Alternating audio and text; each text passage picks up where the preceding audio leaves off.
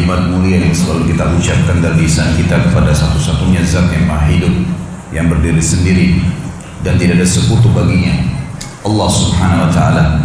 Karena dia memang telah menggantungkan segala nikmat yang dia berikan kepada kita dengan kalimat Alhamdulillah. Juga kita panjatkan salawat dan taslim senantiasa kepada satu-satunya guru, kiai dan suri tauladan kita, Nabi Muhammad sallallahu alaihi wasallam, sebagaimana Allah dan malaikatnya telah memberikan salam kepada beliau. Semoga Allah berkahi saudaraku seiman. Bahasan kita malam ini, saudaraku, ini adalah rahasia rezeki. Sebelum saya mulai tema, saya ingin menyampaikan, duduknya saya di kursi ini bukan berarti saya lebih pintar teman-teman sekalian, tetapi kita berbagi sebagaimana sabda Nabi SAW, ad-dinun nasihah. Agama ini memang semuanya nasihat. Memang kita harus selalu mengingatkan satu sama yang lain, tapi bukan berarti orang yang diingatkan tidak tahu. Mungkin dia tidak tahu, bisa saja memang dia tahu tapi dia lalai.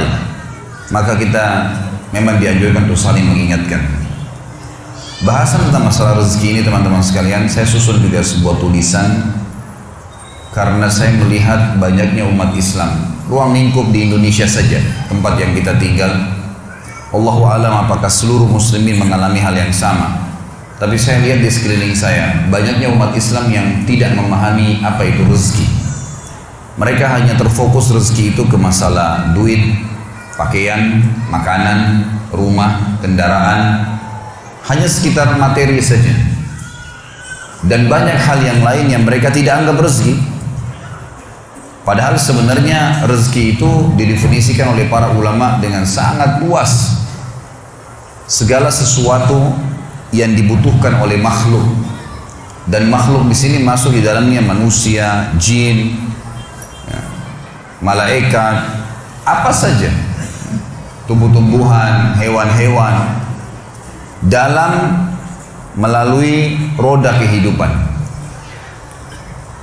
Jadi semua itu masuk dalam masalah rezeki, baik di dunia maupun di akhirat nantinya. Jadi ruang lingkup rezeki sangat luas, dan rezeki ini yang menyiapkan dan tidak pernah habis stoknya dalam menyiapkan hanya satu, Allah subhanahu wa ta'ala. Tidak pernah ada yang bisa menyiapkan kebutuhan seluruh makhluk non-stop dan tidak pernah habis stoknya kecuali Allah subhanahu wa ta'ala. Dan memang belum pernah ada yang mengikrarkan itu. Kita pada saat haus cuma tahu minum, pada saat lapar cuma tahu makan. Nggak ada duit berarti minta, ada duit tinggal beli makanan dan makan, selesai, laparnya hilang, istirahat. Kita tidak pernah berpikir sebenarnya dari mana semua itu. Satu-satunya yang mengaku dan mengikrarkan kalau dia yang menyiapkan segala kebutuhan, bukan cuma manusia, adalah Allah subhanahu wa ta'ala. Kita akan sebutkan beberapa dalil yang berhubungan dengan masalah itu. Yang pertama teman-teman sekalian, surah Az-Zariyat, surah nomor 51 ayat 56 sampai 58. A'udzu billahi minasyaitonir rajim. Bismillahirrahmanirrahim. Wa ma khalaqtul jinna wal insa illa liya'budun. Ma uridu minhum min rizqin wa ma uridu minhum ay yut'imun. Innallaha huwar razzaqu dzul quwwatil matin. Artinya teman-teman sekalian, aku kata Allah tidak menciptakan jin dan manusia kecuali untuk menyembah, mengabdi kepadaku. Apa yang aku perintahkan mereka jalankan, yang aku bolehkan, halalkan, silakan nikmatin. Makanan, minuman, pergaulan, pendapatan, ekonomi, mendirikan sebuah negara, politik. Dan apa yang aku larang semua ditinggalkan. Apa yang aku haramkan dijauhi. Itu mana daripada sembah. Aku nggak ciptakan jin dan manusia kata Allah kecuali untuk menyembah kepadaku, mengabdi. Dan aku tidak pernah kata Allah, ini di ayat 56, ayat 57-nya, aku tidak pernah meminta kepada mereka balasan rezeki. Kasus misalnya aku menyiapkan untuk mereka makanan, daging hewan yang bisa disembeli, kemudian mereka makan. Aku tidak pernah minta diberikan sebagian daripada rezeki itu. Aku memberikan mereka makanan, minuman, pakaian. Allah tidak pernah minta diberikan kepada Allah sesajen, diberikan sesuatu, dikembalikan kepada Allah. Allah nggak minta. Kata Allah, ma uridu minhum min rizq. Saya tidak butuh dari mereka rezeki itu. Wa ma uridu minhum ayyut'imun. Saya juga tidak ingin minta makanan dari mereka. Lalu Allah tutup di ayat 58 dan ini saksi bahasan kita. Innallaha huwar razzaqu dzul quwwatil matin. Sesungguhnya Allah itu adalah Razzaq. Razzaq ini teman-teman sekalian dalam bahasa Arab masuk dalam lingkup luasnya semua kebutuhan. Kalau kita bicara masalah substansial kebutuhan maka dikatakan Razik. Sifat Allah juga Razik.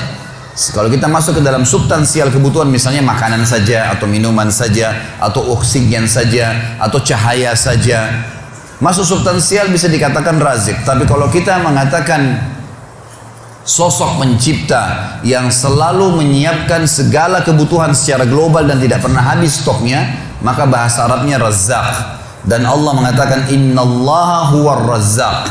Allah itu adalah Razzaq, pemberi rezeki yang tidak pernah habis stoknya, dzul quwwatil matin, sebaik-baik tempat untuk bersandar. Saya kasih contoh teman-teman sekalian supaya lebih jelas realita lapangannya. Rezeki masuk dalamnya cahaya. Saya sudah pernah jelaskan pertemuan kita semalam, kalau seandainya tidak ada cahaya lampu ini sekarang, kalau siang hari nggak ada cahaya matahari, Anda pasti tidak akan bisa melihat saya. Saya juga tidak bisa melihat, setajam apapun pandangan mata kita, senormal apapun mata kita tidak bisa melihat. Karena cahaya ini ada, maka akhirnya kita bisa melihat. Cahaya ini adalah sebuah rezeki. Hidung kita menarik oksigen dengan gratis. Dan saking biasanya kita menghirup oksigen supaya bisa hidup, maka kita menganggap biasa. Padahal sebenarnya kalau orang sesak nafas, kemudian dia membayar di rumah sakit tabung oksigen, naudzubillah, dia harus bayar berapa juta. Kuping kita menangkap suara, anggota tubuh kita mencerna makanan yang kita makan. Kita cuma tahu mengunyah. Sistem sudah diciptakan, gigi kita, lidah merasa, kemudian gigi kita menghancurkan, kemudian kita telan di tenggorokan kita. Lalu setelah ditelan kita sudah tidak pernah tahu lagi mau kemana tuh makanan. Diproses secara alami. Dari mana proses ini? Kemudian yang dibutuhkan oleh tubuh maka akan masuk, diambil oleh tubuh kita sebagai nutrisi, dan yang tidak dibutuhkan keluar dalam bentuk kotoran. Kita tidak pernah tahu air yang kita minum yang mana jadi darah kita dan yang mana dari air jadi air seni kita. Kue yang kita makan, nasi yang kita makan, kita nggak pernah tahu yang mana jadi bagian anggota tubuh kita, yang mana jadi tija kita. Ya. Maka di sini ada sebuah sistem ya, yang diciptakan, dan ini tidak bisa ada manusia siapapun yang mengatakan dia yang buat itu. Mustahil ada makhluk yang bisa mengatakan itu. Karena kalau air dia minum, dia cuma bisa minum. Haus dia minum. Mau hewan, mau jin, mau manusia, haus minum. Dan dia tidak pernah tahu dari mana komposisi air ini. Kenapa kok harus air? Kenapa enggak makan misalnya kalau lagi haus? Dari mana sistem itu? Harus terbawa kepada sistem itu. Maka Allah memperkenalkan dirinya, dialah yang menciptakan kalian, dia juga yang menyiapkan seluruh kebutuhan kalian. Dan tidak pernah habis stok itu. Saya kasih contoh teman-teman sekalian. Saya tanya, Anda coba berpikir, merenungi di awal pertemuan kita ini. Pernah nggak teman-teman yang biasa interaksi sama pasar, menemukan pasar di Indonesia saja, di kota Anda masing-masing, pernah nggak menemukan ada pasar tidak ada sayur sama sekali? Atau buah habis sama sekali, tidak ada satupun jenis buah. Atau misalnya hewan yang biasa dimakan oleh manusia, ayam misalnya, pernahkah ayam itu habis? Penelitian teman-teman sekalian diadakan oleh sebagian ilmuwan muslim. Ini penelitian sederhana tapi betul-betul bobotnya luar biasa. Diadakan penelitian tentang populasi hewan, terutama yang paling banyak dikonsumsi oleh manusia. Ditemukanlah ayam. Ayam ini hewan yang paling banyak dimakan, karena hampir semua manusia memakannya, gitu kan. Maka diadakan penelitian berapa sih jumlah ayam sebenarnya? Diadakan penelitian manusia saja sudah 7 miliar sekian jumlah manusia, dan ditemukan ayam ternyata populasinya 6 sampai 7 kali lipat lebih banyak daripada jumlah manusia. Jadi ayam itu 40 miliar sekian jumlahnya. Tiap hari disembeli miliaran, tapi tidak pernah habis. Pertanyaannya, dari mana populasinya ayam itu? Mungkin Anda mengatakan karena ada peternak misalnya. Ilmuwan mengadakan penelitian lagi. Diteliti teman-teman sekalian, dari 6 sampai 7 kali lipat dari jumlah manusia itu, ayam, ternyata yang dipelihara oleh manusia 1 dibandingkan 10.000 ekor. Jadi yang diternak oleh manusia itu sebagian kecil dari ayam. Lebih banyak ayam 9.000 sekian ayam, 9.999 ayam itu hidup liar di hutan, di mana-mana, nggak ada yang urus, berkembang biak. Berarti bukan kasusnya terjaga populasinya bukan karena kasus manusia menernaknya, bukan. Karena manusia ternak sebagian kecil. Dan ternyata ayam itu terus saja populasinya nggak pernah habis. Kita kalau lihat bagaimana beberapa ilmuwan manusia mengambil gambar dari atas helikopter di hutan, bagaimana ya sapi hutan atau apalah ya hewan-hewan berlarian di tengah hutan dari atas sampai ribuan ekor jalan lari, nggak ada yang urus, kuda lah, apalah, macam-macam, tidak pernah habis, tidak pernah habis, selalu ada populasinya. Pertanyaan dari mana semua ini? Siapa yang buat? Dan siapa yang membuat? Siapa yang menyiapkan kebutuhan-kebutuhan mereka? Karena mereka tidak bakal mungkin hidup kalau tidak ada kebutuhan yang terpenuhi dari makanannya, dari minumannya, dari tempat tinggalnya, gitu kan. Semua itu. Maka tidak pernah ada yang mengklaim dirinya sebagai Razzaq, pemberi rezeki non-stop kecuali Allah Subhanahu wa taala. Allah Subhanahu wa taala yang telah menjelaskan masalah itu. Kalimat ini juga mulia teman-teman sekalian. Innallaha war-Razzaq, kata Allah. Allah itu adalah sebaik pemberi rezeki yang non-stop, tidak pernah habis rezekinya, dan dzul quwwatin matin, sebaik-baik tempat untuk bersandar. Saya pernah teman-teman sekalian di Jakarta, di depan rumah saya pernah ngontrak rumah, kurang lebih ada taman 5x5 meter, tidak besar, dan saya suka tanam-tanaman. Kadang-kadang saya biarkan di tabulan pot, tanaman dalam pot yang ada buah mangga, ada buah jambu gitu. Saya kadang-kadang sebelum pengajian pagi suka siram tanaman itu. Suatu hari pengalaman saya pribadi, saya biasanya pengajian jam 9, jam 10 pagi, saya keluar dari rumah setengah jam, 40 menit sebelum ceramah untuk jalan. Tapi sebelumnya saya luangkan juga waktu sekitar 15-20 menit untuk siram tanaman. Karena memang saya senang, gemar dengan itu. Maka saya siram tanaman. Satu hari saya keluar teman-teman sekalian, tinggal setengah jam lagi pengajian saya. Kalau saya luangkan 15 menit untuk siram tanaman saya, maka terlambat pengajiannya. Subhanallah, sambil saya narik selang, saya coba siram sambil berdoa, ya Allah ini gimana? Pengajian saya bisa terbengkalai. Sementara ini juga kalau tidak disiram nanti kering, gitu kan? Kesian, ini makhluknya Allah. Ya, dan kata Nabi SAW, fi kulli kabidin ratabatin ajr. Di setiap denyut kehidupan, semut kalau antum lihat lagi jalan, antum tidak injak, sengaja antum biarin jalan karena makhluknya Allah, ada pahalanya tuh. Pohon yang kita siram ada pahalanya. Semua yang kita rawat di muka bumi ini, niatnya karena Allah menciptakannya, maka ada pahalanya. Itu sabda Nabi SAW, saya niatkan karena itu. Sementara saya lagi menyiram, subhanallah, dan bimbang, ini berhentiin siram atau enggak ya? Istri saya kebetulan lagi jaga anak-anak, jadi nggak bisa gitu. Maka subhanallah pada saat itu, detik itu juga hanya hitungan detik teman-teman sekalian, tiba-tiba lagi panas matahari. Ada hujan, ya, biasanya kalau bahasa yang sering saya tahu dari saya kecil, kalau waktu di Makassar dikatakan hujan lari. Sering ada hujan cuma beberapa detik saja, nyiram bumi ini terus hilang gitu. Maka hujan itu datang, tiba-tiba hujan, dan satu wilayah Condet tempat saya tinggal di Jakarta Timur itu basah semua. Dalam hitungan saya hitung durasi mungkin cuma 15 detik. Semua tanaman saya basah, semua harus Condet basah gitu. Saya lalu mematikan air keran dan saya mengatakan, subhanallah, maha suci Allah yang kalau mau membasahkan bumi ini hitungan detik.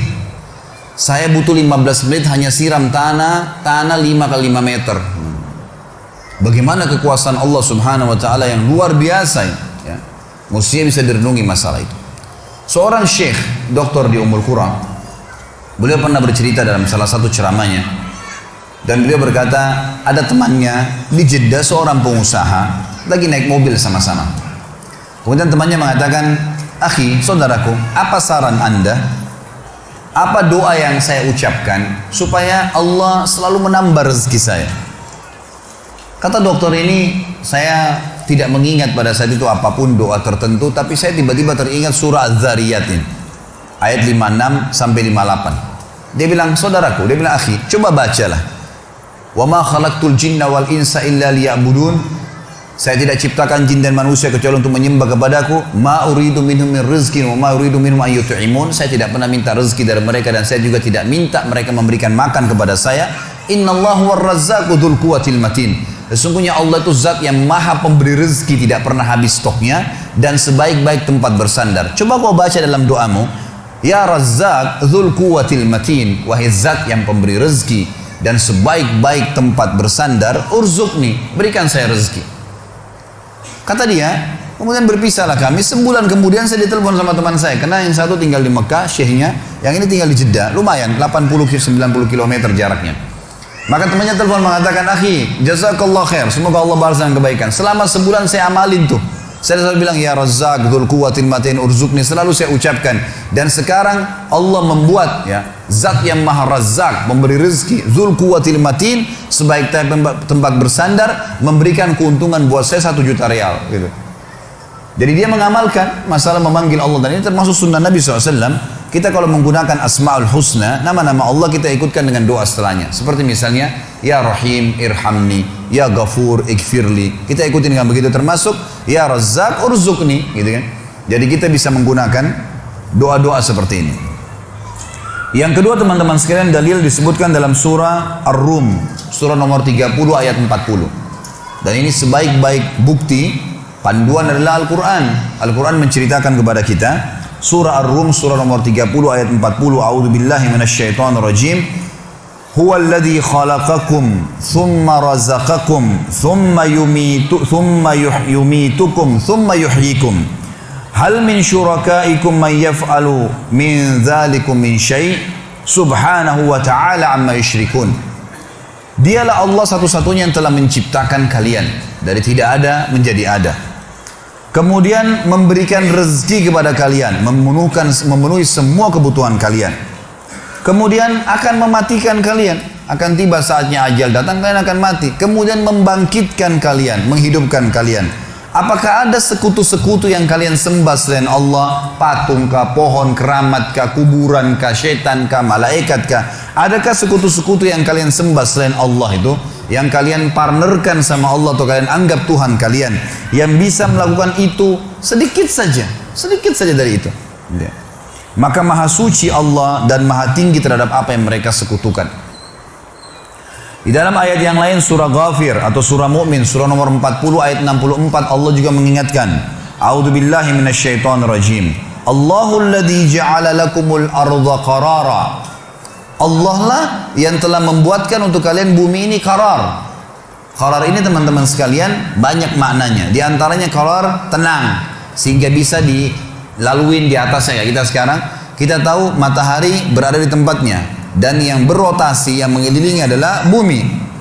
Maka kenapa pertanyaannya bumi berjalan ya, dan kita tidak terbalik, air tidak tertumpah, kok bisa nih? Padahal bumi berputar terus gitu kan. Mestinya kita bisa rasakan itu. Tapi ternyata subhanallah kita bisa tenang, bisa jalan. Mana yang lain qarar adalah kalian bisa membangun di atas bumi itu. Kalian bisa bercocok tanam. Kalian bisa mengambil hasil tambangnya. Allah mengatakan, dialah satu-satunya yang telah menjadikan buat kalian bumi qarar. Was-samaa'a binaa'a, dan telah menjadikan langit ini bangunan buat kalian. Jadi kita sebenarnya teman-teman sekalian di bumi ini seperti sedang berada di sebuah ruangan. Langit ini seperti atapnya masjid dan kita sedang berada di dalam sebuah ruangan. Allah mengatakan langit ini seperti bangunan atap buat kalian. Wa sawwarakum fa ahsana suwarakum, dan dialah yang telah melukis kalian dengan sebaik-baiknya. Teman-teman coba renungin, kalau kita lagi duduk di pinggir pantai misalnya, kemudian ada satu pelukis membawa papan lukisnya. Kita duduk di sebelahnya, kebetulan laut lagi tenang, ada kapal, ada pohon kelapa, ada buahnya bergelantungan, kemudian juga ada burung mungkin berterbangan, ada matahari, ada awan sedikit, pemandangan yang indah. Lalu kemudian kita berada di sebelah seorang pelukis lalu melukis apa yang dia lihat dan apa yang kita lihat. Semua yang dijangkau oleh mata dia dan mata kita digambar sama dia. Dan berhasil si pelukis melukis seperti apa yang dia lihat. Kira-kira kita menilai bagus nggak gambarannya? Hah? Kok nggak ada jawaban ini? Masih hidup nggak? Kita akan bilang bagus. Bahkan kalau ada orang yang melukis gambar seperti apa yang benar-benar kelihatan alami, gitu kan? Itu harganya mahal, bisa sampai miliaran, dijual mahal. Subhanallah, manusia terkagum-kagum dengan lukisan sampai diadakan pameran lukisan lah segala macam. Padahal orang pelukis ini teman-teman sekalian hanya menciplak saja. Hanya ciplak ciptaannya Allah, dan itu pun yang bisa jangkau dengan matanya. Plus lagi lukisan manusia tidak bisa bergerak, lukisannya Allah bergerak. Buahnya bisa diambil, airnya bisa bergerak, di dalamnya ada makhluk hidup, burungnya bisa terbang, mataharinya bisa diistilahkan dengan terbenam dan terbit, awannya bisa pindah-pindah, manusianya juga bisa jalan dan seterusnya. Bagaimana bisa kita berpikir teman-teman sekalian, ini hebat ya, ini luar biasa ya, kagum-kagum dengan orang yang hanya menciplak saja. Dan itu pun cuma sisi yang dijangkau oleh mata dia, sementara semuanya ini yang lainnya belum dijangkau oleh mata dia, belum bisa dia gambar. Dan luar biasa tidak bisa bergerak gambaran manusia. Kok bisa? Kenapa dengan ciptaan Allah yang luas ini kita lupakan? Allah mengatakan, dialah yang telah menjadikan bumi buat kalian terhampar, langit itu sebagai bangunan, dan melukis kalian dengan sebaik-baiknya, warazaqakum minat thayyibat, dan telah memenuhi rezeki kalian dari hal-hal yang baik-baik. Allah suruh ambil yang baik-baik saja. Buah sedikit aja ada masalahnya, gak usah dimakan, gak apa-apa. Ambil yang bagus. Nanti akan kita jelaskan dalam poin-poin kiat-kiat mempertahankan rezeki. Tapi di sini Allah SWT menyuruh kita mengambil yang baik-baik saja. Sudah melukis kita dengan sebaik-baiknya. Bagaimana teman-teman sekalian Anda tidak bisa melihat keajaiban Allah di diri kita sendiri? Alis ini dari mana bisa tumbuh bulu di sini? Kemudian jaraknya tepat, ada hidung di tengah-tengahnya, ada mata, gitu kan? Ada bulu matanya dan seterusnya. Bayangkan kalau kita ini manusia, jalan tapi tidak ada kulitnya. Urat-urat saraf semua sama otot-ototnya. Bagus nggak kelihatan? Nggak bagus. Allah datangkan cuma kulit, datangkan bulu sedikit, kasih warna, udah bagus. Allah mengatakan, wasawwarakum fa ahsana suwarakum. Dia betul-betul melukis kalian dengan sebaik-baiknya, warazaqakum minat thayyibat, dan memenuhi kebutuhan kalian dari yang baik-baik. Gak usah buat masalah, cari yang baik saja, cari yang berkualitas saja, nikmatin, boleh silahkan. Kata Allah, dzalikumullahu rabbukum fatabarakallahu rabbul alamin. Itulah Allah Tuhan kalian, maka maha berkah Allah Tuhan alam semesta. Ayat yang lain teman-teman sekalian, ayat yang mulia juga adalah surah Qaf, surah nomor 50 ayat 6 sampai ayat 11. Ini Allah mengajak manusia berpikir tentang masalah kebutuhan-kebutuhan mereka yang mereka dapatkan setiap harinya, agar mereka kembali kepada satu pencipta itu. A'udzubillahi minasyaitonirrajim. Afalam yanzuru ilas samai fawqahum kaifa banainaha wa zayyannaha wa ma laha min furuj. Tidakkah mereka lihat manusia-manusia itu ke langit di atas kepala mereka? Bagaimana kami ciptakan, bagaimana kami dirikan, kami bangun, bagaimana kami hiasi dengan miliaran bintang-bintang, dan mereka tidak menemukan sedikit pun celah kekurangannya. Surah Al-Mulk juga menjelaskan masalah itu, ayat 3. A'udzubillahi minasyaitonirrajim. Alladzi khalaqa sab'a samawatin tibaqa. Allah yang telah menciptakan 7 lapis langit yang bersusun, dan tadi subuh sudah saya jelaskan bagaimana besarnya langit-langit itu teman-teman sekalian. Lalu Allah mengatakan, ma tara fi khalqir rahmani min tafawut farji'il basara hal tara min futur thumma rji'il basara karrataini yanqalib ilaikal basaru khasian wa huwa hasir. Kata Allah, coba kalian angkat pandangan mata kalian ke langit sana, lihat baik-baik tuh langit, maka niscaya kalian akan turunkan pandangan mata kalian dalam kondisi letih, sementara kalian belum menemukan celah kekurangannya. Dan coba kata Allah, angkat sekali lagi lihat langit itu, kemudian terus kamu mencari, coba cari celah kekurangannya, niscaya kalian akan turunkan pandangan mata kalian dalam kondisi capek dan tidak menemukan sedikit pun dari celah kekurangan langit tersebut. Allah mengatakan wal arda madadnaha, dan bumi kami hamparkan sehingga bisa ditinggalin, dibangunin, diambil hasil tambangnya, dicocok tanamin. Wa alqaina fiha rawasiya, dan kami tancapkan di atasnya gunung-gunung. Wa ambatna fiha min kulli zaujin bahij, dan kami tumbuhkan di atas bumi itu ya semua yang berpasang-pasangan. Maksudnya di sini ada hewan-hewan melata, kayak manusia, hewan-hewan, tumbuh-tumbuhan, sehingga mereka bisa berkembang biak. Tabsiratan wa dzikra likulli abdin munib. Tabsira itu sebagai ilmu pengetahuan, wa dzikra dan peringatan bagi hamba-hamba yang munib. Munib ini teman-teman sekalian cerdas, jeli, Allah menyebutkan masalah itu. Wa nazzalna minas sama'i ma'an mubaraka, dan kami turunkan dari langit air yang penuh dengan berkah, air hujan. Fa ambatna bihi jannatin wa habbal hasid, yang kami tumbuhkan dengan air hujan itu kebun-kebun yang lebat dan juga biji-bijian yang siap untuk menjadi pohon yang baru. Wan nakhla basiqatin laha tal'un nadid, dan kami juga tumbuhkan dengan air hujan pohon-pohon kurma yang memiliki mayang-mayang yang banyak. Saya perlu jelaskan karena teman-teman mungkin belum tahu pohon kurma. Di Timur Tengah sekarang, kalau orang itu mau dianggap kaya, dia harus punya pohon kurma, kebun kurma. Kalau hanya sekedar punya mobil mewah, rumah besar, itu masih biasa, masih banyak orang yang punya. Tapi kalau orang punya kebun kurma, ini luar biasa, karena satu pohon kurma itu umurnya panjang, bisa berumur seperti pohon kelapa, gitu kan. Dan punya mayang, mayangnya itu banyak kalau musim ya berbuah keluar. Dan satu pohon itu kalau lagi padat itu bisa turun ya bisa sampai 1000 kilo kurma. Dan kurma ini ada 300 macam jumlahnya, dan ada yang kering ada yang basah. 90% kurma kering. Kurma kering teman-teman sekalian bisa bertahan sampai setahun 2 tahun gak rusak, gitu kan. Maka ini transaksi bisnis yang sangat menguntungkan, gitu kan. Karena buahnya kalau berbuah banyak bisa bertahan sampai tahunan gak rusak, gitu kan. Belum lagi dengan nutrisi-nutrisi ada di dalamnya. Maka Allah menyebutkan khusus masalah kurma. Dan coba lihat kurma bagaimana kami tumbuhkan, kata Allah. Kemudian ya keluar dari mayang-mayangnya buah-buah yang banyak. Kata Allah, rizqan lil ibad. Semua itu sebagai rezeki buat hamba-hamba. Wa ahyayna bihi baldatan maita, dan dengan air hujan juga kami hidupkan negeri yang sudah mati. Wa kadzalikal khuruj. Begitulah nanti kalian akan dibangkitkan pada hari kiamat. Inilah beberapa dalil-dalil teman-teman sekalian yang membuktikan kalau Allah itu pemberi rezeki, dan tidak pernah ada yang mengakui hal yang seperti ini kecuali Allah Subhanahu wa taala.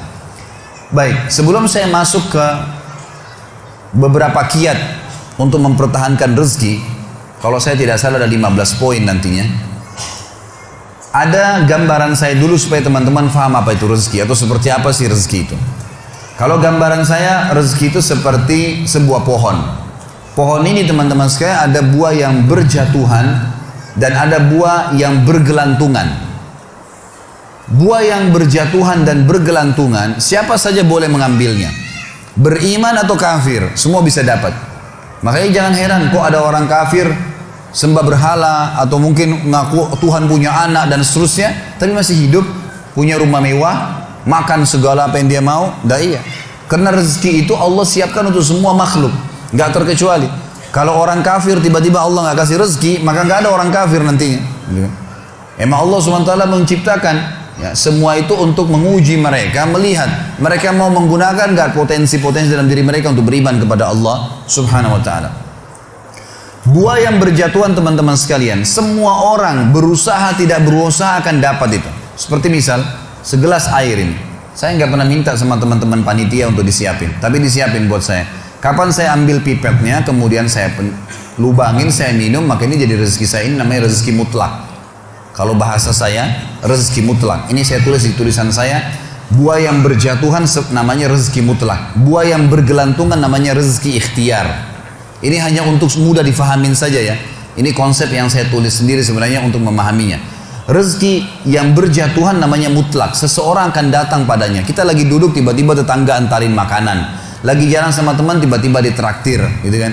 Atau mungkin orang tua kita setengah mati banting tulang, tiba-tiba beliau meninggal, lalu kemudian kita dapat warisan. Namanya mutlak. Kalau ini teman-teman sekalian, kita mau nggak mau akan datang kepada kita. Dan ini masuk dalam makna hadis Nabi SAW yang berbunyi, tidak ada jiwa meninggal dunia kecuali akan dilengkapkan seluruh rezekinya. Ini maknanya. Karena ada hadis yang berbunyi begitu ya.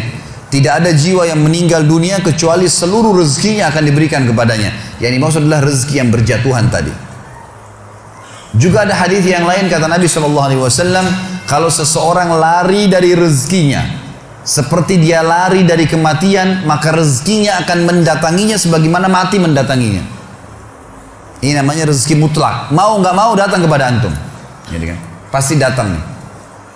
Ini kafir atau beriman. Tinggal yang kedua teman-teman, rezeki ikhtiar. Rezeki yang ada, buah tadi yang ada di atas pohon. Untuk mengambilnya kita butuh tangga. Kita butuh tangga. fasilitasnya. Fasilitas ini teman-teman sekalian, tangga ini adalah ilmu. Adalah ilmu. Ini sesuai mirip dengan perkataan Imam Syafi'i rahimahullah. Siapa yang ingin dunia, dia harus punya ilmunya. Siapa yang ingin akhirat, dia harus punya ilmunya. Siapa yang punya dua-dua, mau dua-dua dunia akhirat, dia juga harus punya ilmunya. Memang ilmu itu tangganya. Jadi siapapun yang punya ilmunya, dia pelajari bisnis tertentu misalnya. Dia pelajari misalnya masalah properti, masalah kuliner, masalah ini, masalah itu. Dipelajari sama dia, kemudian dia punya ilmunya, maka dia punya tangga. Dia akan naik ke atas. Dan pada saat dia naik ke atas pohon, dia bisa petik buah sebanyak mungkin, semau dia. Kenapa misalnya restoran-restoran besar dunia seperti KFC, McDonald dan seterusnya, ini bukan karena saya sebutkan namanya karena mau dipromosikan, tidak ada hubungannya.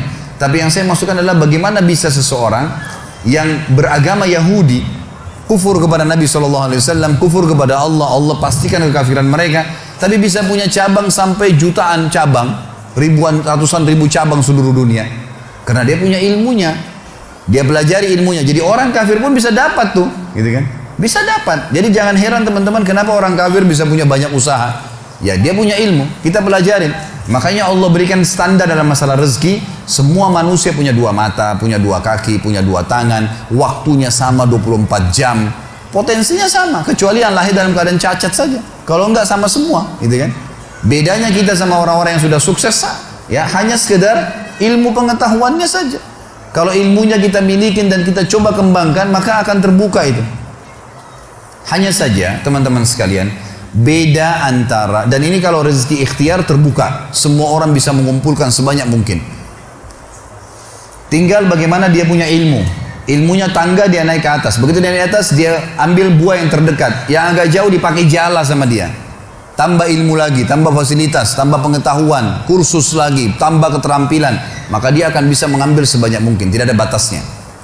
Bedanya antara rezeki orang beriman dengan rezeki orang kafir di berkahnya. Ini bedanya di sini.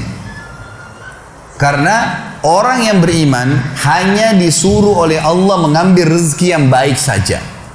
Bahasa agamanya halal. Halal itu maksudnya yang dibolehkan oleh Allah dan ikut dengan thayyib, berkualitas.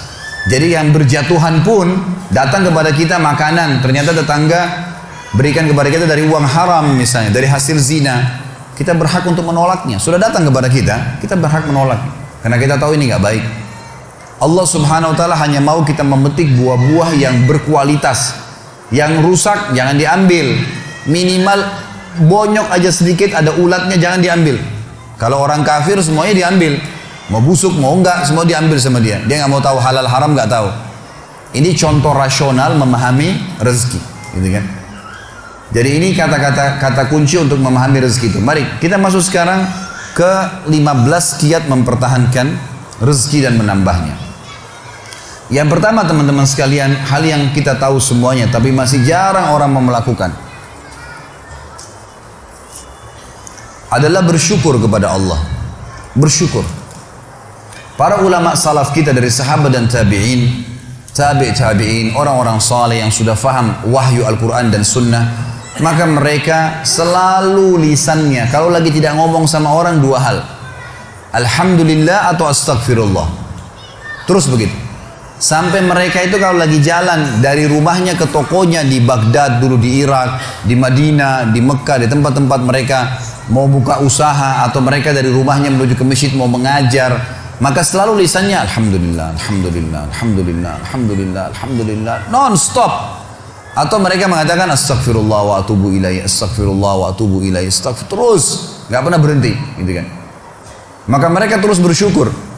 Makanya dengan syukur ini kita sudah sentil sedikit gambarannya kemarin. Saya sudah berikan gambaran kalau dengan kalimat alhamdulillah ini sebenarnya password untuk menambah rezeki. Ucapkan itu selalu. Bangun tidur suruh baca alhamdulillah, habis makan alhamdulillah, habis minum alhamdulillah, selalu ditekankan untuk ucapin itu. Maka mestinya kita ucapkan. Sayangnya kita sangat jarang sekali untuk mengucapkan kalimat ini. Bahkan teman-teman sekalian, habis sholat wajib saja, yang ada hadis Nabi SAW, siapa yang membaca subhanallah 33, alhamdulillah 33, Allahu Akbar 33, Lalu dia genapkan 100-nya membaca la ilaha illallah wahdahu la syarika lah, lahul mulku wal hamdu wa huwa ala kulli syai'in qadir. Maka akan diampuni dosanya walaupun sebanyak buih di lautan.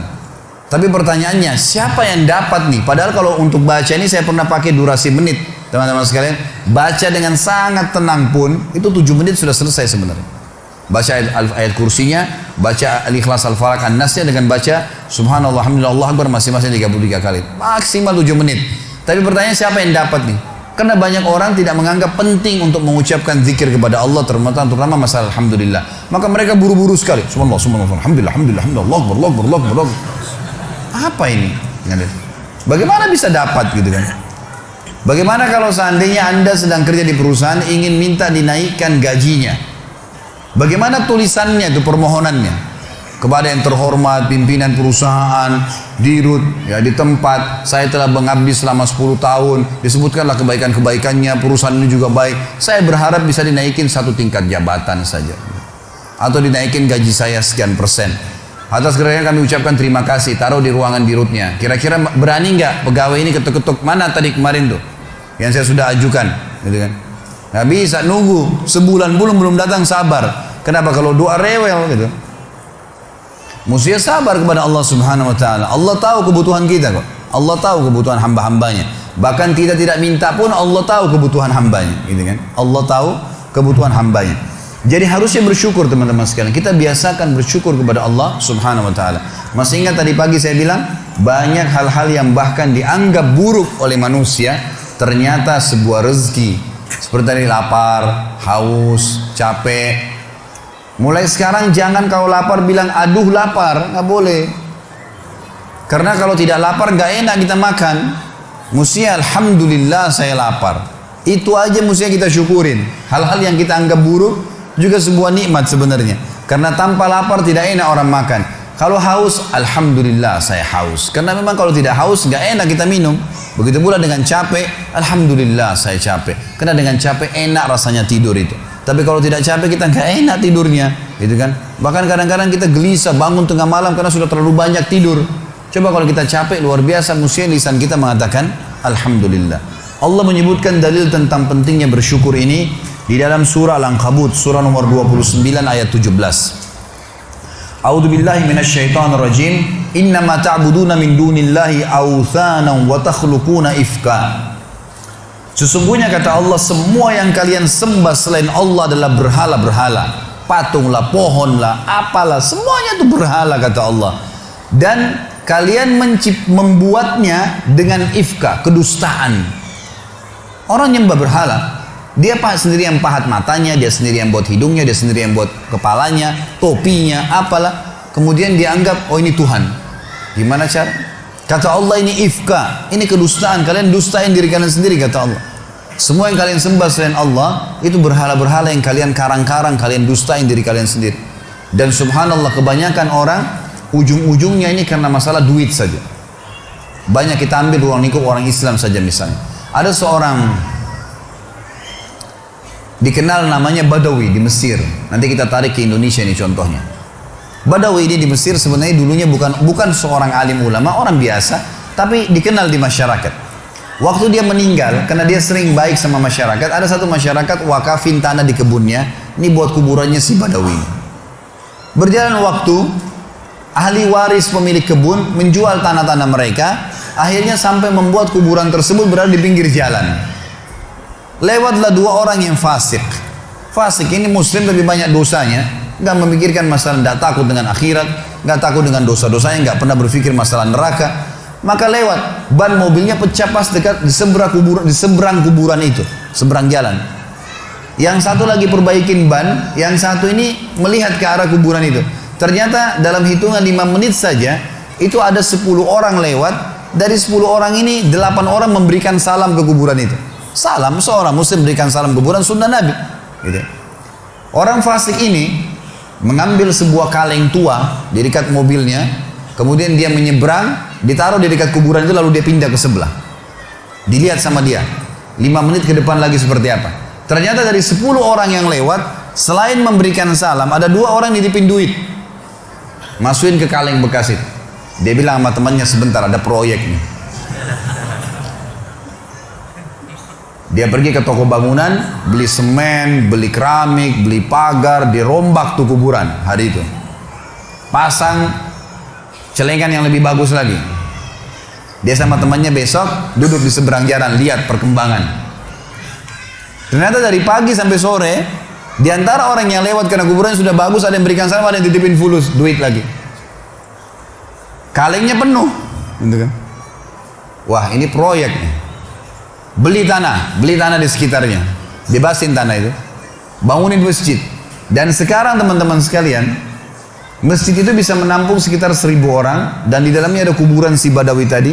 Setiap hari orang berbuat kemusyrikan, minta-minta sama kuburan tersebut, berharap bisa diberikan keselamatan lah, kalau menikah bisa berkah lah, minta sama kuburannya si syekh ini, dan diistilahkan dengan Syekh Badawi. Ini bukan syekh, bukan seorang alim dulu. Sedangkan orang alim aja nggak boleh, apalagi bukan orang alim. Sampai Imam Nawawi rahimahullah. Ini teman-teman, maaf, di Indonesia yang masih banyak melakukan hal-hal seperti ini. Imam Nawawi ini salah satu tokoh madhab Syafi'iyah. Beliau mengatakan, saya heran pada orang-orang yang minta-minta pada kuburan walaupun itu adalah orang alim. Sementara di dalam kuburan adalah manusia seperti dia, sama yang sudah jadi tulang belulang. Nabi Muhammad SAW saja kita masih kirimin salawat untuk beliau. Apa itu salawat? Tambahan rahmat dari Allah SWT. Nabi yang sudah diampuni dosanya. Para sahabat orang soleh kita masih mengatakan radhiyallahu anhum, kita doain. Bagaimana kita tidak mendoakan orang-orang lain? Sesoleh apapun mereka kita harus doain. Itu sunnah Nabi SAW gitu kan. Subhanallah, saya pernah mendatangi sebuah kota di Indonesia ini. Ada satu masjid tua sekali. Saya sholat di situ dan ini bekas peninggalan kerajaan. Begitu saya keluar dari masjid itu, ada satu ruangan rupanya di sebelah kiri masjid, kecil sekali, mungkin cuma bisa nampung 5-6 orang di dalam, dan ada orang duduk di atas tembok dekat pintunya. Lalu kemudian ditutup pintu tersebut, dia sambil nunggu. Saya lewat terus saya tanya teman saya, ini tempat apa ini? Dia bilang ini dalamnya kuburan. Terus untuk apa orang itu duduk di atas pintu? Dia bilang itu penjaga pintunya.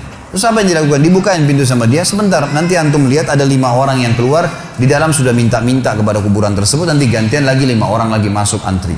Begitu terus, gitu kan. Dan akhirnya penjaga kuburan diberikan duit oleh dia. Subhanallah, saya bilang subhanallah, maha suci Allah. Di mana mereka dari sabda Nabi SAW kepada Abdullah bin Abbas, wahai anak kecil, kalau kau minta tolong hanya minta tolong kepada Allah. Di mana mereka dari perkataan Imam Nawawi tadi, kalau mestinya mereka mengirimkan doa untuk orang mati, bukan malah mereka minta-minta kepada mereka. Ada ajaran agama kita jelas, tapi seperti itulah, subhanallah. Dan ujung-ujungnya di belakangnya ternyata pengumpulan dana lagi, gitu kan. Ini banyak orang yang tidak sadar dan membiarkan manusia terjerumus hanya karena ingin mendapatkan rezeki yang dasarnya sebenarnya sudah ada sumbernya, tadi sudah saya jelaskan. Kata Allah Subhanahu wa taala, teman-teman sekalian, innama ta'buduna min dunillahi awthanan wa takhluquna ifka. Semua yang kalian seru selain Allah, maka itu authan, berhala-berhala, dan kalian membuatnya itu ifka dengan kedustaan. Innal ladzina ta'buduna min dunillah, semua yang kalian sembah selain Allah, kalian seru minta tolong apapun sama mereka, la yamlikuna lakum rizqa, mereka tidak miliki rezeki untuk kalian. Fabtagu indallahi rizq, hanya mintalah kepada Allah satu-satunya rezeki itu. Wa'buduhu, dan patuhlah padanya. Yang dia perintahkan kerjakan, yang dia larang tinggalkan, yang halal nikmatin, yang haram tinggalkan. Washkuru lahu, ini saksi bahasan kita, dan syukuri, alhamdulillah, alhamdulillah. Ilaihi turja'un, kalian akan dikembalikan kepadanya nanti. Dalil yang kedua masalah syukur. Ini pilar pertama untuk menambah rezeki itu, teman-teman sekalian, bersyukur.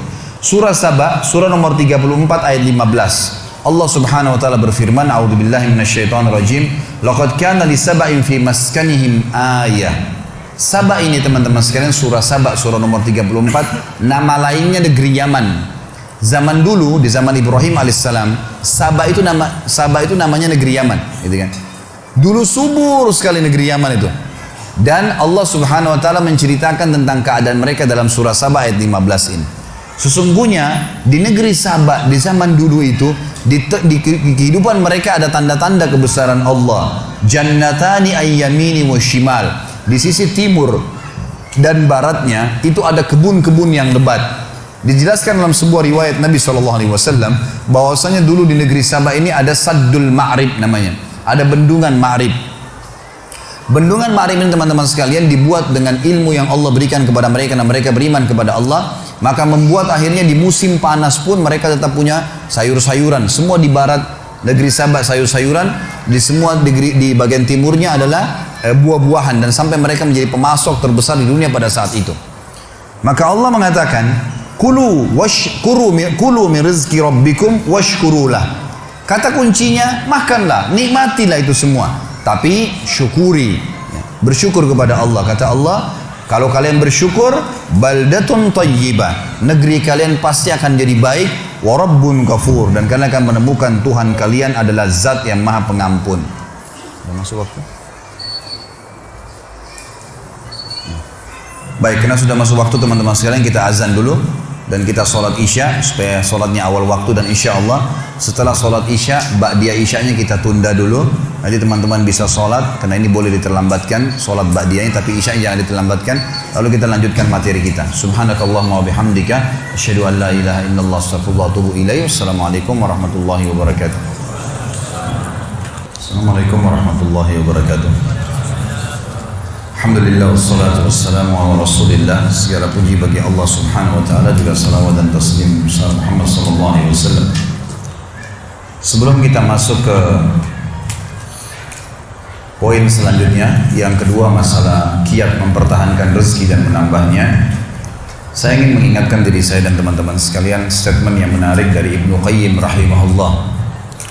Ibnu Qayyim pernah mengatakan, saya selalu senang dan tenang. Saya selalu senang dan tenang melalui kehidupan dunia ini karena dua hal. Yang pertama adalah saya selalu senang dan tenang karena saya tahu ajal saya sudah ditentukan oleh Tuhan saya. Maka tidak akan pernah bertambah sesaat dan tidak akan berkurang sesaat. Artinya kalau saya akan meninggal 60 tahun ya 60 tahun. Mau sehat, mau sakit, ya, mau kaya, mau miskin, sudah saatnya mati akan mati. Maka saya tidak perlu repot dengan itu. Saya tinggal mengisi hidup saya dengan kebaikan-kebaikan, tinggalkan keburukan, udah sampai ajal datang.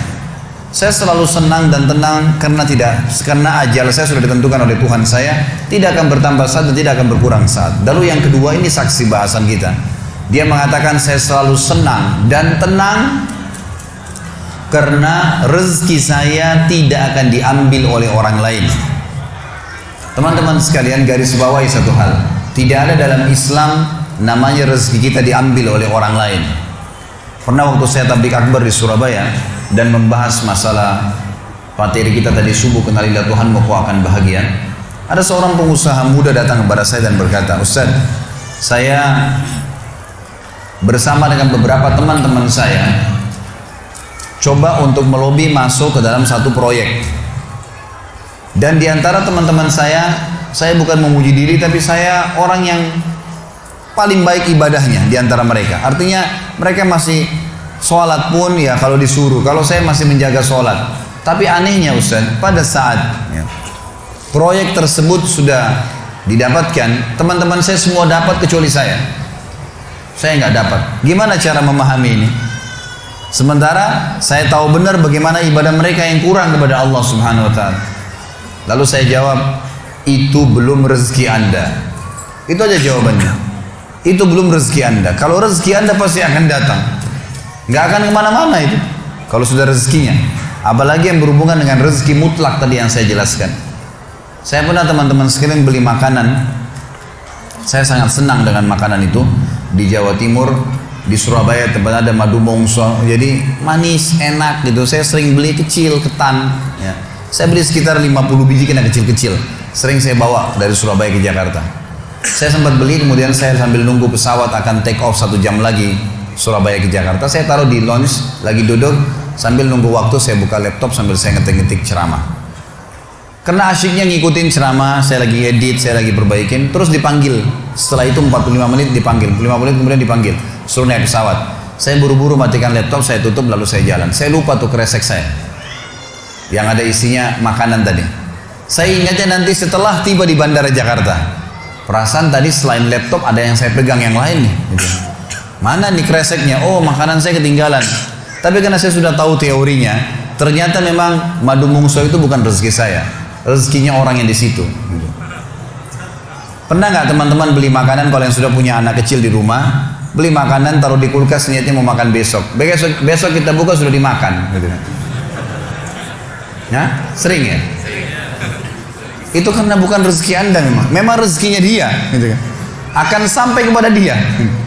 Kalau yang sifatnya mutlak, pasti sampai ke dia. Bagaimanapun caranya akan sampai ke dia. Gitu. Jadi kita harus pahamin berhubungan dengan rezeki masalah ini. Jadi yakinlah tidak ada rezeki diambil oleh orang lain, tinggal bagaimana kita berusaha punya ilmu, kalau ingin kembangkan dan dapat yang ikhtiar lebih banyak lagi, dan syukuri. Yang kedua teman-teman, kiat untuk menambah rezeki adalah infak, sedekah. Harus kita ubah nih satu kaidah kapitalis yang mengatakan menabung pangkal kaya. Maaf teman-teman yang suka nabung nih. Bukan saya larang nabung, bukan. Tapi dalam Islam bukan menabung pangkal kaya, tapi sedekah pangkal kaya. Nggak bisa ketemu antara nabung dengan sedekah, nggak bisa ketemu nih. Susah ketemunya. Karena sedekah disuruh keluarin, ini nabung disuruh simpan, gitu kan? Nggak bakal ketemu. Dalam Islam makin sering kita keluarkan di jalan Allah, makin terbuka tuh rezekinya. Ya, ini dalilnya banyak. Di antaranya hadis Bukhari, hadis Qudsi, di mana Allah Subhanahu wa taala berfirman, kata Nabi SAW, Allah berfirman, "Ya bna Adam, anfik alaih." Wahai anak Adam, berinfak dulu di jalanku, aku baru berinfak padamu. Sedekahin dulu, baru aku kasih kamu. Jadi ini kata kuncinya, makin sering keluarkan, maka makin bagus. Makin bagus yang kita kasih, ya, makin sempurna balasan dari Allah. Coba renungi perkataan Urwah bin Zubair rahimahullah, seorang ulama tabi'in yang masyhur. Urwah bin Zubair ini ayahnya namanya Zubair bin Awam. Salah satu sahabat ya, dari 10 orang yang jamin masuk surga. Anaknya namanya Urwah, ulama besar, gitu kan, dari tabi'in. Urwah mengatakan, janganlah seseorang di antara kalian memberikan untuk Allah, keluarkan di jalan Allah sedekah, sesuatu yang dia malu kalau dia berikan kepada pemimpin satu kaum. Begini maksudnya. Saya ingin tanya teman-teman, coba renungin dan jujur jawabnya ya. Kalau seandainya Anda tiba-tiba diundang oleh, saya nggak tahu nih, di Bali ini apa? Wali kota ya? Diundang oleh wali kota. Baik, bapak ini atau ibu ini diundang ke wali kota, ditelepon khusus, datang ya ke kantor saya besok, dan tolong beliin saya buah. Pesan beli buah.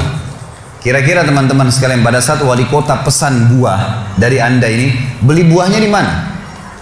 Di pasar kaki 5 kan? Emperan jalan? Masuk supermarket. Cari buah yang biasa-biasa saja atau buah yang paling bagus? Kalau ada sedikit rusak kulitnya, tercoret, atau mungkin terkelupas, dimasukin nggak? Setelah kita beli buah-buah yang paling bagus, yang paling mahal, ditaruh di kresek atau cari alat tempat yang lain? Cari keranjang, pakai plastik, pakai kartu nama, luar biasa. Kenapa? Karena wali kota yang pesan. Coba teman-teman sekalian, kalau ibu Anda yang pesan, bapak yang pesan, nah beliin ayah, beliin ibu jeruk ya, buah. Beli di mana kira-kira? Di kaki 5. Kemudian penjualnya bilang, ini ada rusak sedikit, nggak apa-apa, masukin aja. Pakai kresek tua ini bekas ikan, udah nggak apa-apa. Ini yang Urwah rahimahullah berkata, janganlah seseorang di antara kalian ya memberikan untuk Allah di jalan Allah. Orang tua kita tuh kalau bakti luar biasa pahalanya kan gitu. Yang kalian malu kalau kalian berikan kepada pemimpin satu kaum. Mestinya ibu ayah kita tuh dibuatin kayak tadi itu, malah lebih hebat daripada itu. Pilihin buah yang paling bagus, dikemas yang paling bagus dan seterusnya. Mestinya begitu. Tapi seperti itulah manusia, karena tidak paham teman-teman sekalian. Sesuatu yang dikeluarkan di jalan Allah akan mendatangkan respon rezeki yang banyak. Ini satu hal yang harus digarisbawahi, dan akan saya bacakan banyak sekali dalil berhubungan dengan masalah itu, di mana Allah Subhanahu wa taala menyuruh kita keluarkan. Ingat, makin baik kita berikan, makin baik juga respon dari Allah Subhanahu wa taala. Coba teman-teman muhasabah nih. Kalau celengan masjid lagi lewat dan Anda punya 1000 baru 1000 tua, yang mana ditaruh? 1000 tua. Kenapa 1000 tua yang ditaruh? Karena belum tahu nih, kalau saya berikan di jalan Allah, ini akan datang responnya. 1000 baru yang kita beli air mineral di luar sana, ini pemahaman yang salah. Ini yang kita mau lurusin malam ini. Mestinya teman-teman sekalian cari uang yang baru dikasih ke jalan Allah, yang tua dipakai belanja. Mestinya begitu. Karena makin baik kita berikan, maka makin baik responnya. Gitu kan? Makanya kata para ulama, siapa yang memberikan sesuatu yang baik pada Allah, di jalan Allah, Allah akan balas dia dengan kebaikan. Saya akan angkat sebuah kisah, teman-teman sekalian. Kisah seorang ulama tabi'in bernama Rabi' ibn Haytham rahimahullah. Rabi' ibn Haytham ini ulama yang sangat terkenal dengan kesolehannya, luar biasa kesolehannya orang ini. Jadi dia di akhir hidupnya, Rabi' ibn Haytham ini muridnya Abdullah bin Umar, muridnya Abu Musa al-Asy'ari, sahabat-sahabat yang mulia. Ini murid langsungnya, ulama tabi'in yang terkenal, Rabi' ibn Haytham. Rabi' ibn Haytham ini di akhir hidupnya sempat stroke setengah badan. Datanglah dua orang muridnya bertamu ke rumahnya, dan ini termasuk adab yang baik. Kalau teman-teman mendapatkan seorang alim ulama dan memang dia bersedia bisa didatangin, kunjungin, minta nasihat atau ketemu minta nasihat atau ada di pengajiannya lah. Mereka datang mengatakan, begitu masuk kebetulan stroke setengah badan, bagian kiri tubuhnya stroke ini. Ada 4 kejadian di rumahnya pada saat itu. Yang pertama, pada saat muridnya masuk, muridnya berkata, wahai imam ini kiai, ustadz, wahai imam, apa rahasianya kenapa anda ini bisa mengontrol lisan anda? Tidak seperti ulama-ulama yang lain, masih kadang-kadang ngobrol-ngobrol kosong. Anda ini betul-betul, Rabi' ibn Haytham ini terkenal kalau ngomong nasihat, tanya kabar orang, gitu kan, Quran atau zikir, nggak ada yang lain. Ini itu saja 4 tuh dari lisannya, nggak ada yang lain, luar biasa. Kalau bukan nasihat orang, tanya kabarnya orang lain, gitu kan, apa kebutuhan mereka, kemudian berzikir atau baca Quran. Gitu. Ini masuk dalamnya zikir adalah doa. Maka dikatakan apa sih, murid-muridnya bilang apa rahasianya anda melakukan seperti ini? Dan ini saya sempat angkat di khutbah Jumat kita kemarin potongan kisah ini. Maka Rabi' ibn Haytham mengatakan, wahai murid-muridku, apakah kalian sampai sekarang masih ragu ada Tuhan namanya Allah? Dan kalian masih ragu di pundak kanan dan kiri kalian Allah telah letakkan malaikat yang akan mencatat amal baik dan amal buruk kalian. Dan pasti demi Allah akan dibacakan dan dihisapkan untuk kalian di sana, di akhirat nanti. Artinya saya bisa mengontrol lisan saya karena saya tahu Tuhan saya selalu melihat. Dan ada malaikat yang mengawasi, tidak pernah tidur nih, 24 jam terus mengawasi. Baik dicatat, buruk dicatat. Lalu kemudian muridnya mengatakan, baiklah kalau gitu, dapat ilmu. Kejadian pada saat itu teman-teman sekalian yang lain adalah, yang kedua, baru mau ngobrol sama murid-muridnya, tiba-tiba anaknya Rabi' bin Haytham keluar dari dapur, masuk ke ruang tamu pamit. Anak laki-lakinya lalu berkata, wahai ayahku, semoga Allah senantiasa menjaga anda. Ibu saya membuatkan untuk anda makanan namanya halwa pada zaman itu. Halwa ini Bapak Ibu sekalian makanan yang mahal. Bahannya susah, bahannya mahal, buatnya susah, lama diadon berjam-jam baru jadi. Dan ini dimakan oleh pejabat-pejabat gitu. Rabi' bin Haytham rahimahullah ini punya ciri khas, mereka tidak pernah rewel. Di rumahnya dihidangkan makan apa sama istrinya, dimakan sama dia, baik sekali orangnya. Udahlah, dunia dilaluin sama dia begitu saja. Maka anaknya datang dan mengatakan, wahai ayahku, ibuku membuatkan untuk anda halwa, makanan yang mahal bahannya dan juga susah buatnya. Tapi anaknya bilang, ibu saya buat halwa buat anda. Ibu saya berharap anda memakannya, gitu. Lalu kata Rabi' bin Haytham, baiklah, keluarkan aja. Dikeluarkanlah makanan tersebut. Lalu halwa ini dipotong-potong karena kue yang bagus dan cukup besar, di nampan besar dipotong-potong. Baru saja Rabi' bin Haytham mau memegang dengan tangan kanannya, karena sebelah kirinya sakit, diambil sebelah kanan. Kemudian dia kasih isyarat murid-muridnya untuk ambil juga. Baru mereka mau pegang, tiba-tiba pintu rumahnya ada yang ketuk. Diketuk. Dia kasih isyarat anaknya, suruh buka pintu itu. Dibuka pintu itu. Anaknya pergi sana. Waktu dibuka teman-teman sekalian, ini ternyata yang ketuk pintu bukan orang biasa, orang yang luar biasa, orang gila, gitu kan. Jadi bukan orang yang peminta-minta biasa, orang yang luar biasa, orang yang selalu anggap ini udah deh, nggak usah dilayanin, nggak usah diajak ngomong, nggak usah diperhatikan, gitu kan. Orang gila ini ketuk pintu dengan pakaiannya yang lusuh, tidak pakai alas kaki, rambutnya berantakan, kasih isyarat minta makan. Rabi' bin Haytham rahimahullah tunjuk anaknya, suruh datang, angkat nih halwa, kasih orang gila itu. Halwa nih, makanan yang mewah, kasih orang gila itu. Dibawa sama anaknya. Anaknya ini, Rabi' bin Haytham waktu bawa piring itu, niatnya ingin memberikan ke orang gila 1 potong, gitu kan. Begitu tiba depan pintu, orang gila lihat makanan enak, walaupun gila tahu juga nih makanan enak, gitu kan. Diambil sama dia piringnya.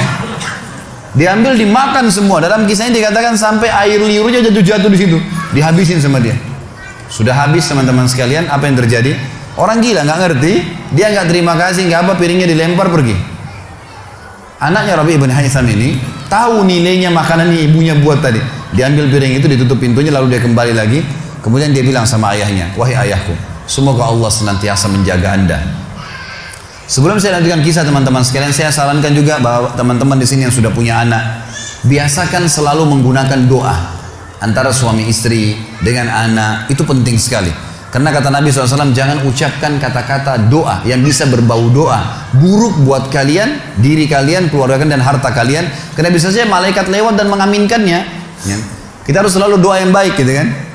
Jadi Rabi' ibn Haytham membiasakan anaknya untuk dilatih berdoa yang baik. Jadi selalu kalau mau minta tolong, nak semoga Allah menjagamu, ambilkan ayah ini. Nak semoga begini, semoga Allah menjagamu, semoga Allah berikan kau rezeki, ambilkan ayah seperti ini. Jadi selalu diikuti dengan doa. Anaknya pun terbiasa mendoakan ayahnya. Dalam kondisi anaknya jengkel karena perilaku si orang gila tadi, dia kembali dan masih sempat mengatakan, ayah semoga Allah menjaga Anda. Tadi itu ayah yang minta-minta orang gila. Dia tidak mengerti nilainya makanan yang kita kasih. Kalau tadi Anda suruh saya ke dapur ngambil apa saja, roti lah, apalah, dia makan juga. Kenapa harus halwa yang ibu saya setengah mati buat, biayanya mahal, buatnya lama, gitu kan? Jadi anaknya butuh jawaban nih. Perhatikan apa jawabannya orang beriman kepada Allah dan tahu benar kata kunci bertambahnya rezeki justru dengan sedekah itu. Kata dia apa? Ya waladi illam yadri fallahu yadri. Baru dia baca ayat lan tanalul birra hatta tunfiqu mimma tuhibbun. Wahai anakku, kalau orang gila itu tidak tahu nilainya makanan yang kita kasih, nggak penting buat saya. Karena Allah tahu nilainya. Bukan dianya, tapi Allah tahu nilainya. Dan ingatlah firman Allah, kalian tidak akan mendapatkan, gitu kan? Kalian tidak akan mendapatkan balasan sempurna daripada sedekah kalian sampai kalian menginfakkan apa yang paling kalian cintai. Saya suka halwa itu, tapi disuruh kasih. Teman-teman sekalian, pelajaran luar biasa dari kisah ini. Pernah nggak kita berpikir berikan makan orang gila? Kadang-kadang subhanallah kita lihat orang gila ambil di sampah, kita biarin, nggak mau dilihat. Kalau kita nggak kasih makanan dia, siapa yang akan kasih makan? Dan Allah tetap menilai kita dan sesuai dengan niatnya. Innamal a'malu binniyat. Termasuk saya pernah jelaskan ke jamaah saya di pengajian, kalau ada orang datang ke masjid kita ini sekarang bawa proposal, teman-teman sekalian, nih proposal saya mau bangun masjid, butuh bantuan 1 miliar, kita nyumbang semua, terkumpul 1 miliar. Sebulan kemudian kita tahu orang itu dusta, rugi kah kita? Tidak rugi sama sekali. Kita akan dapatkan pahala bangun masjid walaupun masjidnya belum dibangun. Karena innamal a'malu binniyat, gitu kan? Allah akan kasih begitu. Siapa yang niat mengerjakan satu perbuatan, niat dalam hatinya, belum dikerjakan dapat 1 pahala, dikerjakan diberikan pahala 10 kali lipat sampai 700 kali lipat, kata Nabi SAW. Jadi jelas sekali, gitu kan? Bagaimana Rabi' ibn Haytham mengajarkan kepada kita bersedekah, teman-teman, sampai pada orang gila pun dikasih. Karena Allah akan menilai kebaikan itu. Bagaimana bisa kita tidak lakukan? Maka selesai kisah yang kedua. Kisah yang ketiga adalah muridnya mengatakan, wahai imam, apa nasihat anda untuk kami dalam masalah ibadah? Tentu yang jadi saksi bahasan tadi orang gila dikasih makan itu ya. Maka dia mengatakan waktu ditanya oleh muridnya apa nasihatnya dalam ibadah kami apa nasihatnya, sholat, puasa, apa nasihat anda?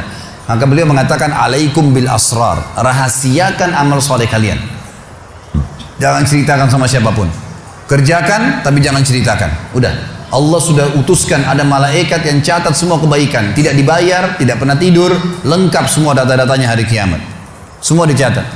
Rahasiakan amal soleh kalian, jangan ceritakan sama siapapun, jangan buka sama siapapun. Baik, lalu kejadian terakhir di rumahnya adalah teman-teman sekalian, waktu itu terdengar azan duhur, stroke setengah badan nih. Lalu Rabi' ibn Haytham ini, saya sekalian berikan motivasi kepada teman-teman yang masih malas sholat di masjid. Rumah Allah harus didatangi teman-teman sekalian, fadilahnya sangat besar. Kata Nabi SAW, setiap orang ke masjid, setiap langkahnya mengangkat derajatnya 1 langkah, yang 1 langkah mengampuni dosanya. Setiap ke masjid dapat 1 istana di surga, dan pulang dari masjid 1 istana lagi. Hadis sahih semua menjelaskan masalah ini, gitu kan? Belum fadilah sholat berjamaahnya, belum terbangun ukhuwah, belum dan seterusnya. Belum lagi hadis Nabi SAW, siapa yang tidak kehilangan takbiratul ihram pertama imam selama 40 hari, dia akan selamat dari akan diselamatkan dari sifat kemunafikan. Banyak fadilahnya. Rabi' bin Haytham rahimahullah stroke setengah badan teman-teman sekalian. Lalu dia dengar azan duhur, dia kasih isyarat anaknya sudah tahu, suruh datang. Anaknya lalu menopang tubuhnya dia yang sebelah kanan. minta diantar ke masjid, stroke setengah badan dan sudah sangat tua. Lalu muridnya bilang, saya lalu kemudian membantu menopang tubuhnya yang stroke. Dan demi Allah untuk kami membawanya ke masjid, kakinya yang stroke terseret di tanah. Lalu saya bisikin di tengah jalan, Imam, hai kiai, hai guru, Anda kan punya rukhsah, punya keringanan, sholat aja di rumah. Stroke, tua, susah gitu kan. Lebih baik sholat di rumah. Apa kata dia? Orang beriman tidak mengenal stroke kah, sakit keras kah, ibadah kepada Allah nggak terganggu nih. Kata dia, wahai muridku, aku mendengarkan dengan kupingku ini azan, hayya 'alas shalah, hayya 'alal falah, ayo salat, ayo mendapatkan kemenangan dari Allah, hanya melalui lisan muadzin saja. Karena semua muadzin sama mengucapkan, mau orang Afrika, mau orang Arab, mau orang Melayu, azannya sama, hayya 'alas shalah, hayya 'alal falah. Allah memanggil saya mengatakan, ayo sholat, pencipta langit dan bumi, ayo mendapatkan kemenangan. Lalu saya sholat di rumah saya, demi Allah saya akan datangi masjid walaupun saya merangkak. Ini luar biasa nih, ya, keimanan membuat seseorang stroke pun bisa beribadah kepada Allah. Tapi dari kisah kita, ya, dari 4 kejadian di rumah Rabi' bin Hasan adalah bagaimana dia bersedekah kepada orang fakir miskin tadi. Ada riwayat Bukhari yang lain teman-teman sekalian berbunyi, kata Nabi SAW dulu di zaman Bani Israel ada 2 orang. Di zaman Bani Israel ada 2 orang. 2 orang ini bersahabat, dua-duanya punya kebun. Dua-duanya punya kebun. Kebun ini mereka lagi nunggu hujan dan satu negeri itu belum turun hujan. Tiba-tiba si A sama si B. Si A ini melihat ada awan, kata Nabi SAW, lewat di atas kebunnya. Dan terdengar suara dari awan itu berkata, turunkanlah hujan di kebunnya fulan, kebun temannya dia di sebelah. Maka dia bilang, kata Nabi SAW, orang ini pun mengikuti awan tersebut. Ternyata betul, awan itu menggumpul semuanya di atas kebun temannya, hujan. Tapi cuma kebun temannya, yang lain gak kena hujan. Maka Nabi SAW mengatakan, dia pun bertanya pada temannya, apa yang kamu lakukan dengan kebunmu? Sampai di musim panas seperti ini pun Allah masih menurunkan hujan untuk kebunmu saja. Apa yang dia bilang? Dia bilang, saya membagi keuntungan dari usaha saya ini menjadi 3. Keuntungannya bukan modal. Sepertiganya saya infakkan di jalan Allah, langsung saya keluarkan. Sepertiganya lagi saya tambahkan ke modal. Sepertiganya lagi saya gunakan untuk keperluan keluarga saya. Jadi ternyata teman-teman sekalian, sedekah itu betul-betul sangat luar biasa. Membuka pintu rezeki. Jadi makin dikeluarkan, makin royal, makin datang. Saya sarankan teman-teman kalau bisa ikutin ceramah saya di YouTube, ada tentang Abdurrahman bin Auf, sahabat Nabi, serial sahabat. Kita sudah membahas 9 sahabat, Abu Bakar, Umar, Uthman, Ali, Talha, Zubair, kemudian Abdurrahman bin Auf, Talha bin Ubaidillah, terakhir itu Sa'id bin Zaid. Dan insya Allah hari Sabtu depan ini akan ada tablik akbar sahabat yang ke-10, Abu Ubaidah bin Jarrah.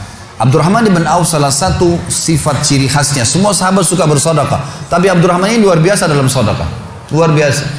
Beliau pernah kedatangan keuntungan 1 peti emas di satu malam, gak bisa tidur, gelisah. Istrinya tanya, kenapa Abdurrahman? Dia bilang, saya gak bisa tidur nih, belum pernah ada keuntungan sebesar ini.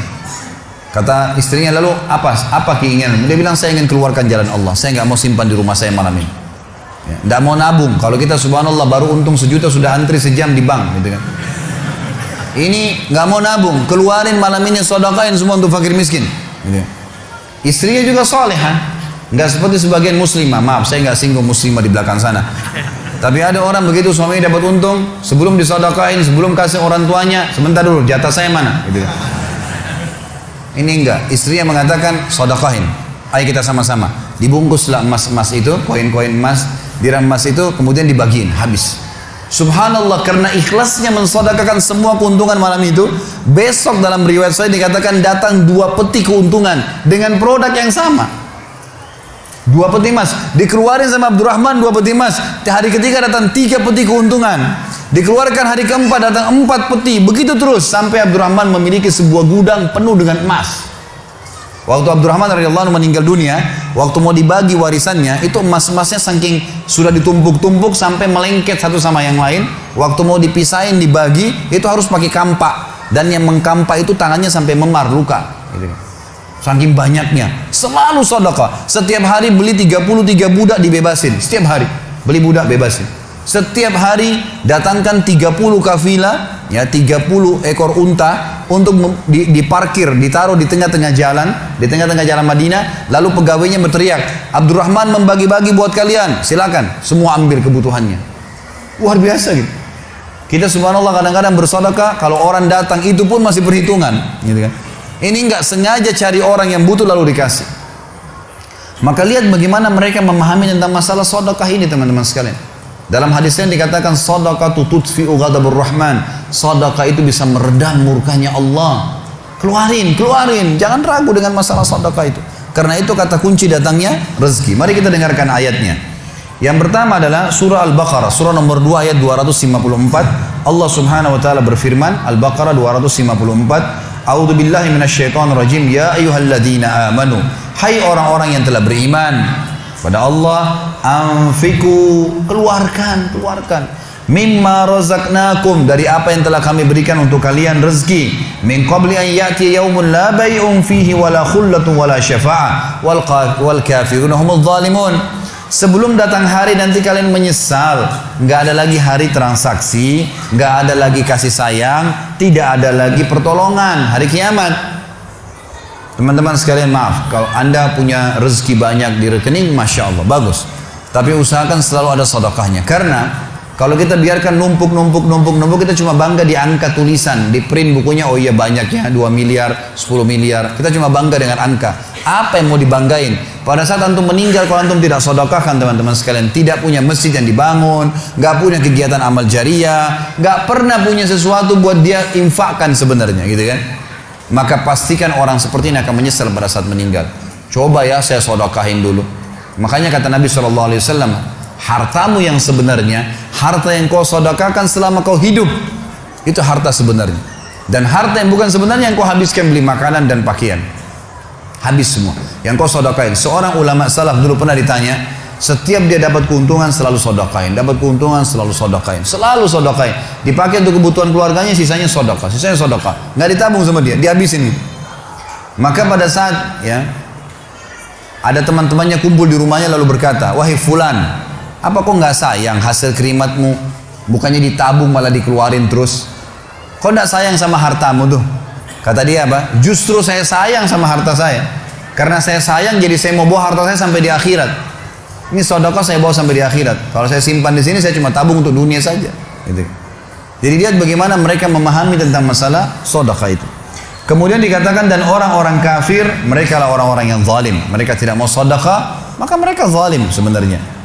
Kemudian surah Ibrahim, surah nomor 14 ayat 31 sampai 34. Allah Subhanahu wa taala berfirman, A'udzubillahi minasyaitonir rajim, Qul li'ibadiyalladzina amanu. Katakanlah hai Muhammad kepada hamba-hamba saya yang telah mengaku beriman, yuqimus shalah, mereka mendirikan sholat, jaga sholat 5 waktu mereka, sholat sunnah mereka, wa yunfiku, dan mereka bersedekah, menginfakkan, mimma razaqnahum, dari apa yang kami menjadikan sebagai rezeki buat mereka, sirran wa alaniyah, baik sembunyi-sembunyi ataupun terang-terangan. Karena kadang-kadang kalau ada orang minta di pinggir jalan, kita nggak mungkin sembunyikan, tinggal mengontrol supaya tidak riya saja. Min qabli an ya'tiya yaumun la bay'un fihi wala khilal. Sebelum datang hari tidak lagi transaksi, nggak bisa lagi kita keluarkan uang kita. Di akhirat nggak laku lagi rupiah, nggak laku lagi dolar, nggak laku lagi pound sterling, nggak ada lagi semua itu. Yang laku adalah yang sudah disedekahkan selama di dunia. Sebelum datang hari yang tidak ada transaksi dan tidak ada lagi persahabatan. Allahul ladzi khalaqas samawati wal ard. Yang menyuruh kalian sholat tadi dan menginfakkan apa yang kalian telah diberikan adalah Allah yang telah menciptakan seluruh langit dan bumi. Wa anzala minas sama'i ma'a, dan telah menurunkan dari langit air. Fa akhraja bihi minas thamarati rizqan lakum. Lalu dengan air hujan itu dia tumbuhkan buah-buahan sehingga kalian bisa menjadikannya sebagai rezeki kalian, menutupi kebutuhan kalian. Wa sakhkhara lakumul fulka litajriya fil bahri bi amri. Yang menyuruh kalian sholat dan berinfak itu adalah Tuhan Allah yang telah menundukkan lautan sehingga bahtera-bahtera kalian bisa meraung di atasnya. Wa sakhara lakumul anhar, juga yang telah menundukkan sungai-sungai buat kalian. Bisa dilewatin atasnya, bisa diambil ikan-ikan dan seterusnya yang ada di dalam lautan dan sungai itu. Wa sakhara lakumus syamsa wal qamara daibain, dan juga yang menyuruh kalian salat dan menginfakkan harta kalian adalah yang telah membuat, yang menundukkan matahari dan bulan yang rutin terus menerus setiap pagi dan malam silih berganti untuk memenuhi kebutuhan kalian. Wa sakhara lakumul laila wan nahar, dan menundukkan juga buat kalian malam untuk istirahat dan siang untuk bekerja. Wa atakum min kulli ma sa'altumu, dan juga dia akan memberikan semua apa yang kalian minta kepadanya. Wa in ta'uddu ni'matallahi la tuhsuha, kalau kalian ingin menghitung-hitung nikmat Allah maka kalian tidak akan mampu. Innal insana la zalumun kafar, sesungguhnya manusia itu zalim, kafar, kufur, gitu kan. Dikatakan dalam sebuah hadis, kata Nabi SAW, manusia itu kufur kalau dia dikasih, ya, kalau Allah tahan rezekinya, maka dia terus menerus berdoa, terus menerus mengeluh, dan pada saat Allah kasih dia pelit untuk tidak keluarkan. Bagaimana bisa dia menganggap punya? Siapa di antara anda yang menganggap apa yang dia miliki sekarang punya dia? Mungkin kita semua mengatakan, oh ini rumah saya, ini mobil saya, ini punya saya, ini baju saya. Itu perkataan kita cuma simbolik di dunia. Buktinya pada saat kita meninggal, dibungkus dengan kain kafan, semewah apapun mobil tidak bakal ikut ke liang lahat, rumah tidak masuk liang lahat, nggak ada ceritanya. Kita masuk semua jadi warisan tuh. Itu buktinya. Lahir tanpa pakaian, masuk kuburan juga dengan satu lembar pakaian, gitu. Berarti bukan milik kita. Maka kesempatan kita memperbanyak amal sedekah kita, sehingga memang mendapatkan pahala yang besar. Dan sekali lagi bahasan kita, sedekah mendatangkan rezeki yang banyak. Kemudian yang ketiga, teman-teman sekalian, untuk menambah rezeki adalah fokus menikmati yang halal dan juga thayyib, dan meninggalkan yang haram. Halal artinya sesuatu yang Allah bolehkan, thayyib artinya berkualitas. Di dalam agama Islam kita disuruh nikmatin, teman-teman sekalian, disuruh nikmatin. Kita boleh punya rumah yang besar, kita boleh pakai baju yang bagus, kita boleh makan makanan yang bagus, malah itu dianjurkan. Tapi tidak boleh tabzir, nggak boleh berlebihan. Kita nggak boleh pelit, nggak boleh berlebihan. Kita ada di tengah-tengahnya. Kata ulama adalah la ifrat wa la tafrid. Nggak pelit sekali, tidak pelit, dan juga tidak terlalu berlebihan. Dia di tengah-tengah. Selalu